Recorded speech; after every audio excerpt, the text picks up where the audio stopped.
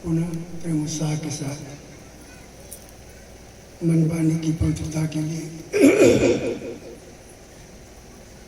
सदगुरु कबीर साहब के पावन नाम का जयकार लगे। प्रेम से बोलो सदगुरु कबीर साहिब की जय। सदगुरु कबीर साहिब की जय। गादी आसन परम पूज्य गुरुदेव की जय। समस्त संत भगवान की जय। समस्त आयोजक परिवार की जय। धर्म की जय हो। धर्म की जय हो। अधर्म का नाश हो। अधर्म का नाश हो। प्राणियों में सद्भावना हो। प्राणियों में सद्भावना हो। विश्व का कल्याण हो। विश्व का कल्याण हो। प्रेम से बोलो सदगुरु कबीर साहिब की जय। सकल हंस को बंदगी साहिब। बंदगी साहिब। बंदगी साहिब। नित्य परम आनंद स्वरूप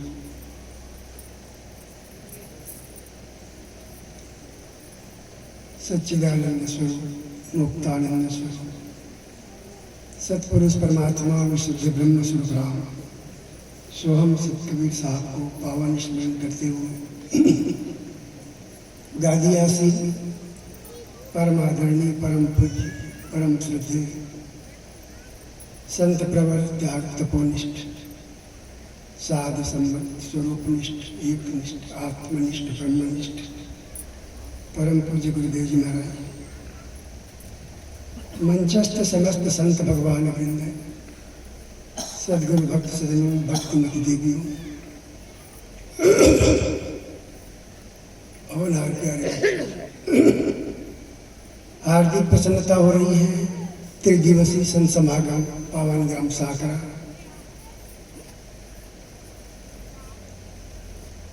के पवित्र पावन स्थल में दूसरे दिवस प्रथम सत्र भजन उपदेश का लाभ लेते हुए आगे बढ़ रहे हैं।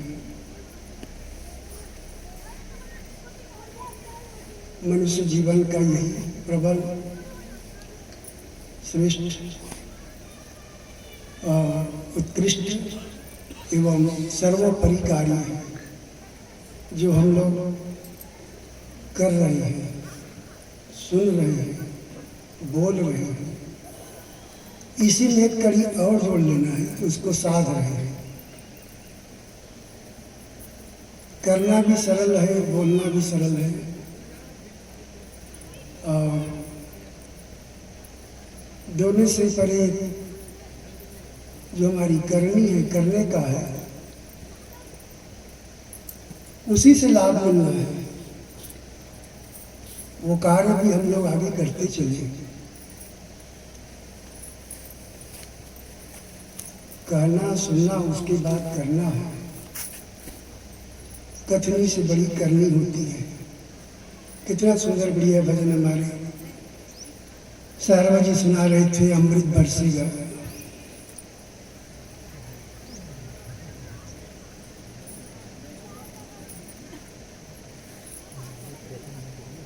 ये अमृत जो है अभी तक सुनने में आया है, जहर देखने में आया है। सुनी अमृत देखी अगर अमृत सुनने का और विष जो है वो देखने का। अमृत बरसेगा, कहाँ से बरसेगा? चरणामृत में भी तो अमृत लगा है, वचनामृत में भी अमृत लगा है। जो प्रसाद लेते हैं तो वो हस्तामृत है, वहां भी अमृत लगा है।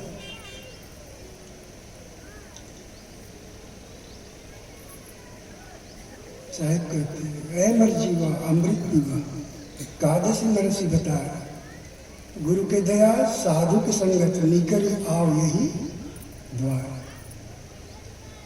साहिब कहते हैं अमृत पीवा, पृथक कहीं कल्पना तक न करे कि बाहर कोई अमृत भी है। संते कंठे सुधा वसती, संतों के कंठ से वाणी निकलती है। शास्त्रोक्त जो विचार है, संत गुरुजन की जो सेवा है, ये जो भगवत कथा है, यही तो अमृत बरसता है। जो पान कर लेता है वो बंधन मुक्त हो जाता है।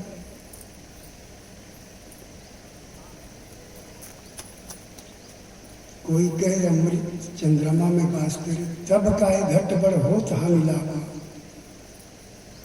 कोई कहे अमृत सर्प के गले माई, तब काहे विष भरे जलत अगिन में। कोई कहे अमृत ललना के कंठ माई, तब काहे जन्म मृत्यु होत जिंदगानी में। देखो कबीर साहब इशारा करते हैं, चंद्रमा में अमृत तो साहेब कहते हानि लाभ क्यों होता है, वहां अमृत नहीं है। सर्प के गले माही तो साहेब कहते हैं फिर तब काहे जलत अग्नि मां, फिर अग्नि में जलता क्यों हो, इसलिए वहां भी अमृत नहीं है। कोई कहे अमृत ललना के कंठ माही, साहेब कहते तब काहे जन्म मृत्यु हो तो जिंदगानी मां, फिर जन्म मृत्यु क्यों होता है, इसलिए वहां भी अमृत नहीं है। अब कबीर साहब से पूछा गया भला आप बताओ अमृत कहाँ है। कहत कबीर नित सोच और विचार कर, अमृत बसत नित संतन की बानी।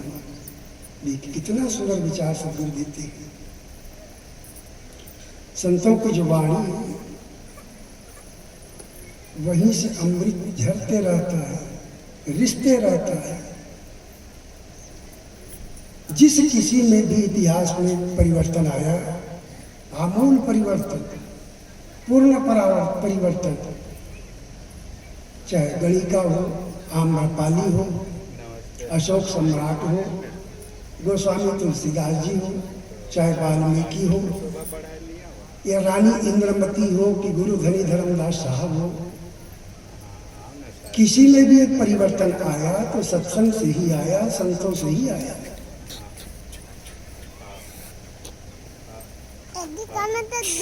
और हम लोग भी यही चाहते हैं कि बदले, परिवर्तन लाए, पूर्ण परिवर्तन लाए।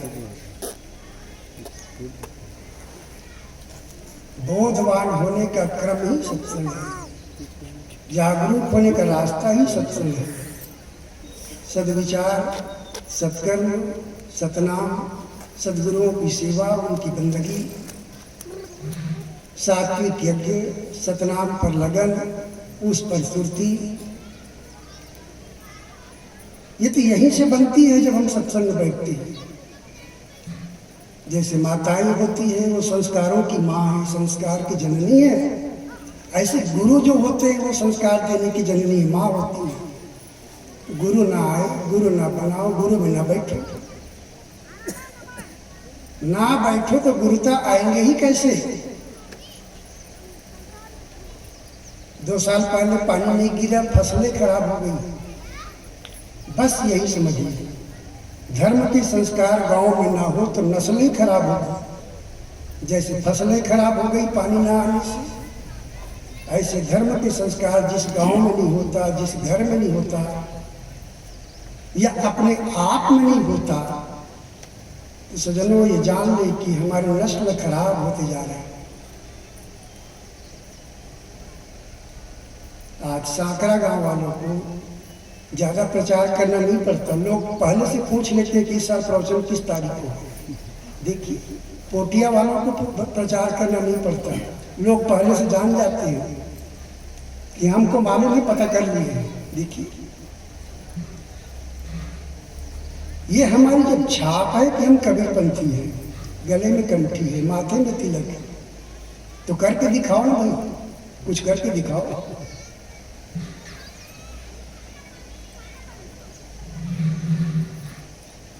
हमने मुहर लगा लिया है कबीर पंथ का, तो करके दिखाओ। गुरु की सेवा, समाज की सेवा, संतों की सेवा,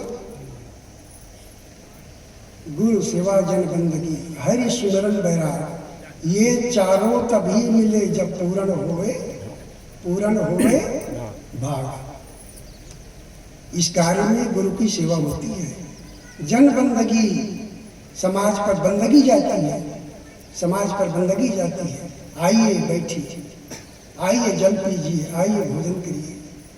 देखिए मीठा वाणी, सत्यवाणी, प्रिय वाणी, हितवाणी, कितना सुंदर आओ भगत अतिथि सत्कार देखने को मिलता है। अब आप लोग जब कर रहे हैं तो बच्चे करेंगे ही, आज या कल में करेंगे। हम बीज बो रहे हैं, वर्षों से बोते आ रहे हैं। ढोल को गले में बांध कर कहूं कि मैं भाई कबीर पंथी हूं, लेकिन मेरा संस्कार नहीं बता रहा है, तो कैसे लोग मानेंगे? ये अच्छा कार्य है। यहाँ की बेटी अच्छी बहू बनेगी और अच्छी बहू अच्छी सास बनेगी, अच्छा पुत्र अच्छा पिता बनेगा, अच्छा चेला अच्छा गुरु बनेगा, अच्छा विद्यार्थी अच्छा शिक्षक बनेगा। क्योंकि यहाँ अच्छाई के बीज बो दी जा रही है। 3 दिन तक कितना सुंदर मेहमान बना के हम लोग रखे हैं। साधु सगा और गुरु भी सगा, और अगर सुन रहे हैं तो अंत सगा उसी से मिल रहा है, ये भी सगा हो गया। कहे कबीरी है जीव का और 3 ठौर, ये तीनों ठौर होकर के विश्राम पाता है। आप लोग साधु को गुरु को सगा बना दिए, अपना बना दिए। सगा माने सग, सग माने अपना। देखिए कितना पवित्र वातावरण। साक्षात ये कबीर पंथ की गंगोत्री है, ये तीर्थ है। मुद मंगल में संत समाज, जो जग जंगम तीर्थ राज। ये जंगम तीर्थ है। जंगम तीर्थ में वाणी मिलती है, क्योंकि वहां संत होते हैं। संगम तीर्थ में पानी मिलती है, और दोनों में बड़ा फर्क है। संगम तीर्थ में पानी मिलता है तो तन धुलता है, और जंगम तीर्थ में वाणी मिलती है तो मन धुलता है। मन जितना धुले जितना धुले जितना धुले जितना धोलो, भीतर की उतनी अनुभूति जगेगी, परमात्मा पर उतनी सन्निकटता बनेगी। कबीर मन निर्मल भया। कितना निर्मल? तो जैसे गंगा नीर, यही बता रहे साहिब। पीछे पीछे हरि फिरे तो कहत कबीर कबीर। वाणी लाभ मिलता है तो मन धुलता है, पवित्र होता है। मन निर्विकारी होता है, निरहंकारी होता है, निराभिमानी होता है, अभिमान से रहित हो जाता है। और निर्मल मन परम तत्व की अनुभूति में सहायक है, और मलिन मन उतनी मात्रा में बाधक है। मलिन मन हुआ तो बाधक, निर्मल मन हुआ तो साधक। निर्मल मन हुआ तो देखिए मोक्ष की ओर है, और मन की मलिनता फिर बंधन की ओर है। इसी से तो संसार बनता है। मन एवं संसार है, मन से ही तो संसार बनते रहता है, लेकिन हम उनको उजला करना चाहते हैं। हमने कभी अनुभव किया है, दूध से घी बनाया, दूध से दही बनाया, फिर उससे मक्खन बनाया। और मक्खन से घी बनाने में एक युक्ति की है कि मक्खन को हम लोग कहाँ रखते हैं घी बनाने के लिए? आग में। कहाँ रखते हैं? आग में। अब आग का ताप पा करके मक्खन से कौन सी ऐसी चीज है जो निकल गई तो मक्खन घी बन गई? तो मक्खन में होता है पानी, जो विकारी होता है, जिसके कारण मक्खन घी नहीं बन पा रहा है। आग के ताप से पानी छोड़ दिया मक्खन से, देखिए वो वाष्पीकृत हो गया, और उसके बाद वो मक्खन घी का रूप ले लिया। मक्खन में विकार था जो हट गया, किससे? तो अग्नि के प्रभाव से। ऐसे ही मन में विकार है। अब हम चाहते निर्विकारी हो, निराभिमानी हो, अहंकार से रहित हो, तो मन को क्या दे? तो मन को ज्ञान का अग्नि दे, ज्ञानाग्नि दे। ज्ञान की अग्नि जब मन को मिलती है तो वो मन जैसे मक्खन से घी बना, ऐसे मन अमन हो गया, उन्मन हो गया।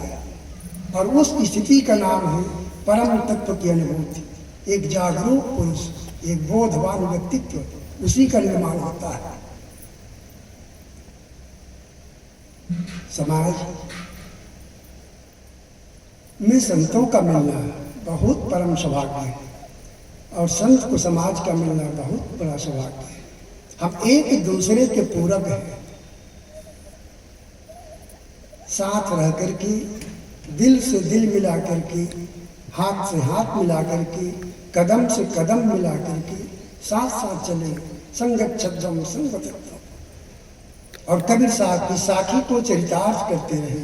साईं इतना दीजिए जामे कुटुंब समाए, मैं भी भूखा और साधु न भूखा जाइए। कारी सजनों, साक्षात तीर्थ जो मैं पहले बता दिया, स्वयं के लिए, समाज के लिए, संतों के लिए ये डालते रहिए, डालते रहिए, डालते रहिए।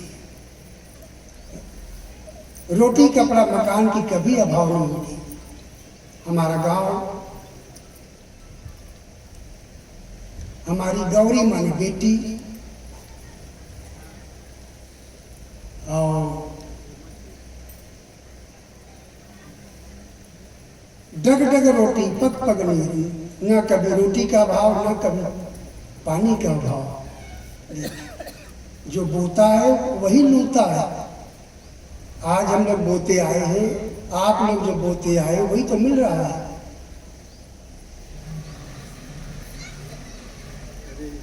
तो मैं कह रहा था, बस 2 लाइन दोहरा करके वाणी को विराम देने जा रहा हूँ, क्योंकि गुरु जी को सुनना है और लंबे समय तक बैठने में कठिनाइयाँ भी हैं। इसलिए इसी को थोड़ा 2 लाइन और कह करके कि हम लोग अमृत जो तत्व है, अमृत जो पद है, जिसे अमृतस्य पुत्र कहा गया, उदालक ने श्वेत केतु को यही कहा, अमृतस्य पुत्र।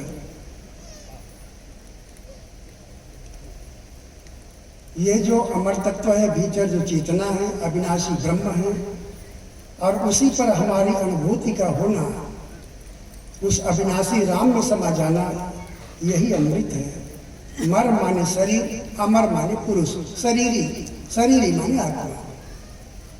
एक जड़ है और भीतर चेतन है। एक नासी है, दूसरा अविनाशी है। उसी अविनाशी राम को जानना है। कबीर पंथ का ज्ञान अति दुर्लभ है, अति दुर्लभ, और बिरले महापुरुषों से सद्बोध प्राप्त होता है, और उससे हम निखर कर ऊपर उठते हैं, सज्जन होते हैं। साधु का मिलना, सुरसरु का मिलना, ये मीठे फल की भांति है। ये अद्भुत जीवन में परिणाम लाने वाला है। मछली को देखो, उनका विकास कैसे होता है। कछुआ देखो कैसे उनका विकास होता है। वो सुरती से ही पालते रहते बच्चे को। मछली देखकर पालती रहती है, पशु पक्षी स्पर्श करके पालते रहते हैं। लेकिन हमारा बौद्धिक विकास कैसे होगा? हमारा बौद्धिक विकास होगा संतों की संगति से। बस ये सरल सूत्र है। मछली छोटी से बड़ी होती है, कैसे? कछुआ छोटे से बड़े होते हैं, वो कैसे? पशु पक्षी छोटे से बड़े वो कैसे हो जाते हैं, वो देखिए। अब अपना उसमें शामिल कर दीजिए कि हमारा बौद्धिक विकास होगा कैसे, तजुर्बा आएंगे कैसे, जीवन जीने की कला आएंगी कैसे। तो इसीलिए सदगुरु इशारा कर दिए, संगत कीजिए साधु की। बस ये सूत्र है। हरे और के ओछे संगत क्रूर की, तो 8 पहर उपाय। हमारी आत्मिक अगर उन्नति होने वाली है तो संतों के बीच, गुरुजनों के बीच। आए मर जीवा, साहब ने यही कहा, अमृत पीवा, वहीं से मिलेगा। क्या करना है तो कहा, अधस मरसी बतार, गुरु के दया के पात्र बन जाओ। गुरु के दया और साधु की संगति, 2 सूत्र। गुरुजन की दया दृष्टि बनती है, निश्चित मानिए उसका आध्यात्मिक पोषण होगा, आध्यात्मिक रूप से बहुत विकास करेगा। गुरु महाराज रोटी कपड़ा मकान के भूखे नहीं है। हमारी भूख क्या है वो जानते हैं। सदगुरु वैद्य बचन विश्वासा, वो वैद्य है, वो जानते हैं इनको कौन सा रोग लगा है। दैहिक है, दैविक है कि भौतिक है, कौन सा रोग है वो जानते हैं। वो हमारे विकास के लिए संसार में आए और विचरण कर रहे हैं। कबीर पंथ का देव मंदिर एकमात्र संत है, स्वचलित मंदिर हो, जहां जाते हैं प्रचार करते रहते हैं। ईट पत्थर वाला मंदिर नहीं है कबीर पंथ का मंदिर। अंते खोजो पई हो नाही, और जब पई हो तब संतन माही। एकमात्र मैं संतों में विश्राम करूंगा, मेरे ज्ञान वहां से मिलेंगे और मेरे वाला वो परम सुख भी आपको मिल जाएंगे। रहेंगे कहाँ? तो संतों में। उसी का घट ही मेरा मंदिर है। इसलिए हम लोग बाहर के किसी मंदिर, मस्जिद, गिरजाघर, गुरुद्वारे के लफड़े में न पड़े। अपना तन ही मंदिर है और इसी के अंदर बोलता हुआ पुरुष बैठा है, जागृत पुरुष बैठा है। मन को मथुरा बनाइए सत्संग से, दिल को द्वारिका बनाइए सत्संग से, काया को काशी बनाइए सत्संग से, तभी तो सार्थक होगा कबीर साहब का भजन कि मोको कहाँ ढूंढे बंदे और मैं तो तेरे पास हूं, तभी सार्थक होगा। अब बाहर ही हम ही लोग भागेंगे तब दूसरे क्या उपदेश देंगे? मन मथुरा दिल द्वारिका काया काशी जाए, इसी को ठीक करना है। जितने में बैठे सजनों, 2 फीट 2.5 फीट 3 फीट, उतने में कल्याण है, उतने में सांकरा बड़ा है। सांकरा तो क्या, आपका घर भी बड़ा है। इसलिए तन थिर मन थिर वचन थिर और आगे सुरति, इसी को ठीक करना है बस। शेष चर्चाएं अवसर बने तो कल करेंगे। बस इन्हीं वचनों के साथ कि हम सब लोग अमृत तत्व का पान करें सत्संग के प्रभाव से और जीवन में वो उपलब्धि हासिल करें कि आवागमन का बंधन मिटे। यही सत्संग का चरम और परम उद्देश्य है जिसे हम लोग प्राप्त करें। आप सबों को अनेक सा साधुवाद देते हुए, धन्यवाद देते हुए, समय का इंकार करें, सदगुरु को नमस्कार। और तब होगा हम सबका बेड़ा पार। सजनों, आगामी कार्यक्रम 15, 16, 17 3 दिन का राजनांदगांव के पास कचही में स्वामी जी के साथ हम सब रहेंगे। और 20, 21, 22 3 दिन कार्यक्रम दुर्ग पोटिया में। ये जो नज़दीक का कार्यक्रम है वह मैं आपको अवगत करा रहा हूँ और याद आए तो कल फिर बता दूंगा। बहुत अच्छा लगा, आप लोग शांति से बात को सुने, समझे और इतना ही निवेदन है कि आगे साध लें। प्रेम से बोलो सदगुरु कबीर साहिब, परम पूज्य गुरुदेव की जय, संत समाज की जय, आज के आनंद की, अपने गुरु माता पिता की, सकल हंस को बंदगी। धन्यवाद।